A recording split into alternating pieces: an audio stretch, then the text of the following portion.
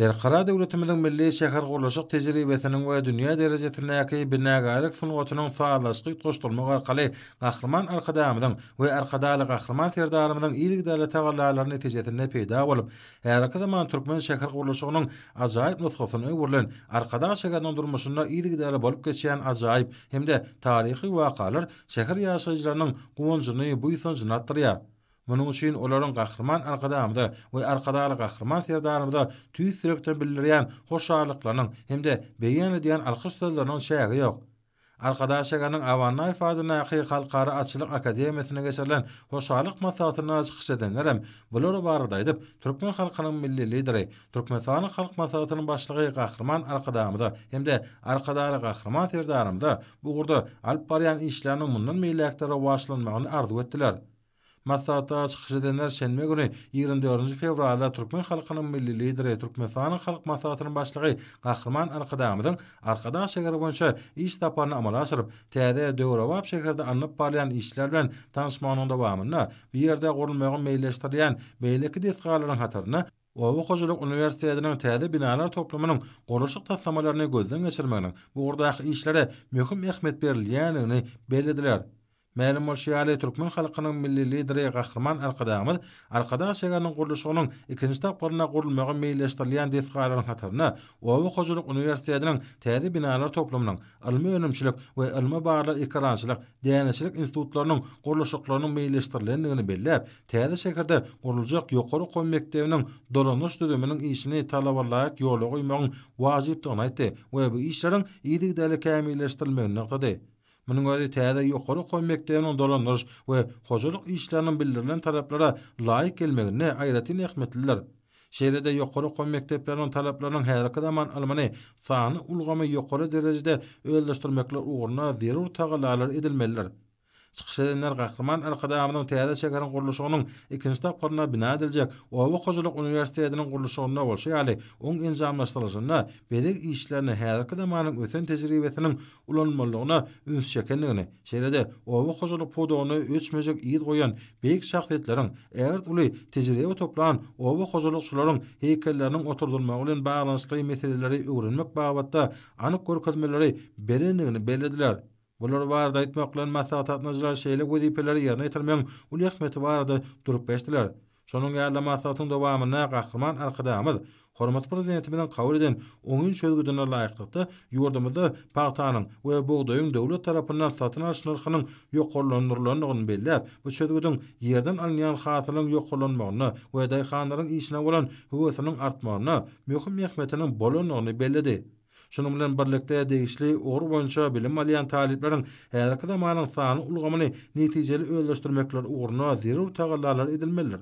Bular barada çykyş edenler hormat prezidentimide hemde gahrman arkadamyda tüý sürekden hoşarlyklaryny beýan edip alkyş sözlerini aýtdylar. Şeýlede gahrman arkadamynyň Owa Hojalyk toplamynyň binasyna gelmek bilen bir ýerde şol gün hormat prezidentimiň tawşyryna laýyklykda ýurdumyň almy önümçilik merkezleriniň almy barlyk ekrançylyk we däneçilik institutlarynyň öz işine başlama münasibetli gutlap, hoşnetli arzuwlaryny aýtmagy, pudoň ähli işgärlerini begenlerdi diýip çykyş edenler bellediler. Ma'lum bolşýaly gahrman arkadamy toplamy binalarynyň enjamlaşdyrylyşy bir ýerde Owa Hojalyk podogyny almy sahasy ösdürmek üçin döredilen şertler we mümkinçiliklerini tanışdy.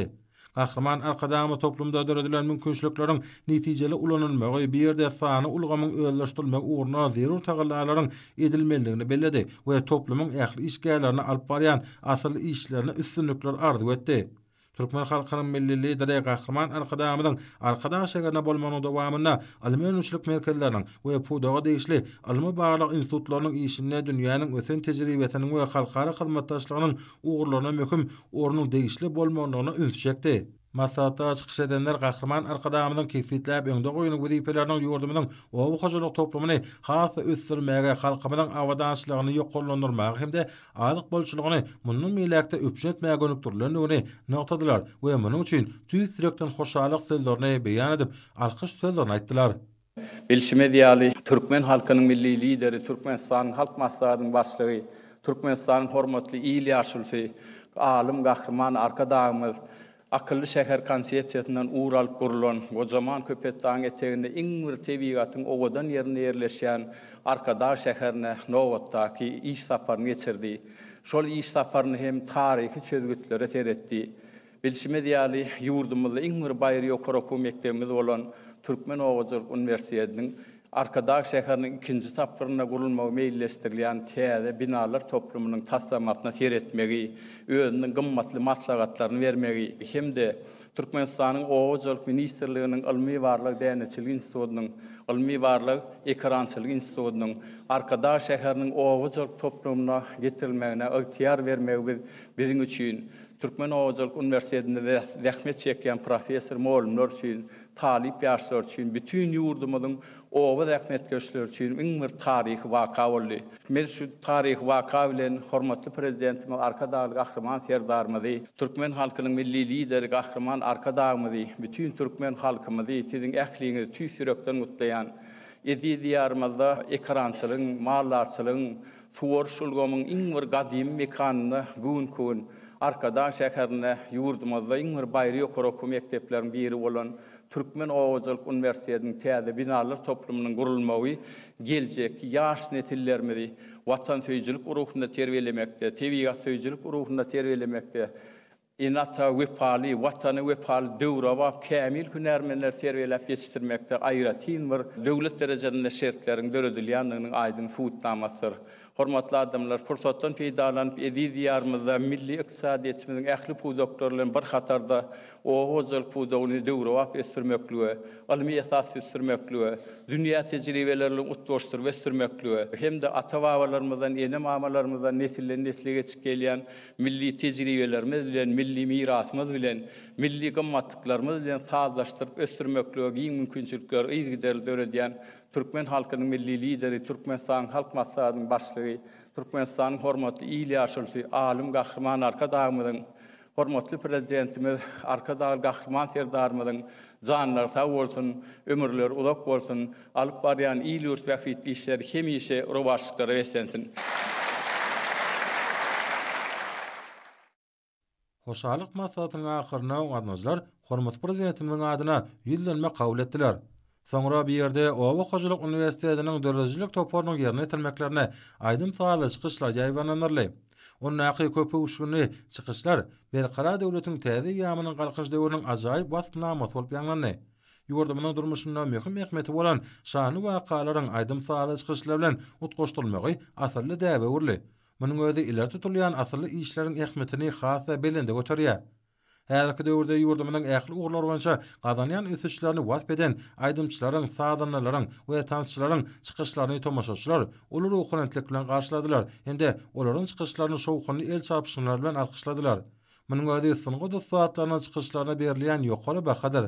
Joşguny çykyşlarda garasy watanmaz. Hemde berkara döwletiň täze ýamynyň galkyş döwrüniň äger türlü özgertmeleriniň başyny başlan hormatly prezidentimiň beýik işleri, mehriban topramynyň gözelligi, müdümi adamlar gymmatlyklary wasp edildi.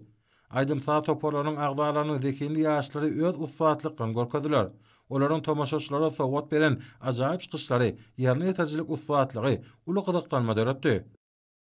Soňra Arkadağ şäheriniň Merkaw toý mekanyna ýurdumynyň Owa hojalyk toplumy almy öňçilik merkezlerining almy barlyk ekrançylyk we denetçilik institutlarynyň alimleridir, hünärmenleri, Türkmen halkynyň milli lideri, Türkmenistanyň halk maslahatynyň başlygy Gahraman Arkadağymyzyň mübarek adamlaryny goýup, aýdan pek arzularyny, öz işlerine berilen ak pata hökmüne kabul etmekleri, hemde bu ajaýyp we taryh wakanyň hormatyna toý sadakasy berildi. Sadakada Türkmenistanyň müftüsi teberek çykyp, ýurdumynyň hasa güllä besmegini we Gahraman Arkadağymyzyň hemde Arkadaly Gahraman serdarymyzyň janlarynyň sag tutumly işleriniň rowaş bolmagyny dilek etdi.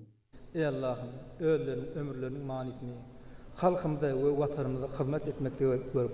bütün Türkmen halkımının bu itancını öwürlerin, hormatly Hacı Arkadağymyzyň hemde Arkadaly Hacı serdarymyzyň janlar sag başlardyk ömürleri uzak bolup, özüň oly hemişe görünmez, beladan, beterden, howpdan, hatardan aman saklap, iyi ýurtda hitap barýan işlerdir wajyla. Ey Allah'ım, berkarar döwlet täze ýany galkyş döwrüniň, Behim paýhat ummany mawtumul Praga ýylynyň, Türkmen gysynyň bu bereketli gününe, Gödel arkada şehrimizde hormatly arkadan başlanan bilet maksatlarının hormatly arkadal hasterdağın yollaşığının üstünlükli durmuşa geçilme netijesinde UNICEF tarafından Qur'an berdiği hürmet adındaki honlarla mätäç sağlara himayet bermek boyunca hayat hawat qadnasına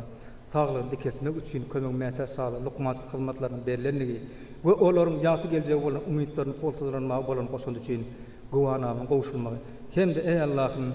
arkada şäheriniň o gojalyk toplum binasında ýurdumyz ilmi öňümçilik merkezleriniň ilmi barly ekrançylyk dänerçilik institutlarynyň öz işlerini başlamagy mahiýetli hormat hazarkadan arkada hasterdan baslana beýlen bu toýtada kılınan okulyan ayetler duana hatıryn taqly başylydyk Hazrat Muhammed Mustafa sallallahu aleyhi ve sellem ilmi ýurdumyz watanyň üçin şerin janyla bidadyň şehitlerdir gelseklerin älerin pirlerin ulemalaryň ähli Muhammed ümmetining her bir türkmen mukaddes onzan umidar olanlaryň hususan hormat haz arkadan kabulaty ýetiler ýaşdymyz berdim hurmat boly mäl Qur'anyň hem de hormat haz arkadan käbisi oradynat beýle ogul awat enimiň ruhlaryny bagşyladyk goý olaryň tenler ýaty zalary cennet ruhlary saat bolup imanlary hem rawatyn eýlan şeýlen dua dili okulan ayetler kelamlary beýlen toýtada kılan öz kiremlerini kabul eýläp hormat haz arkada hazterdan amal asiryan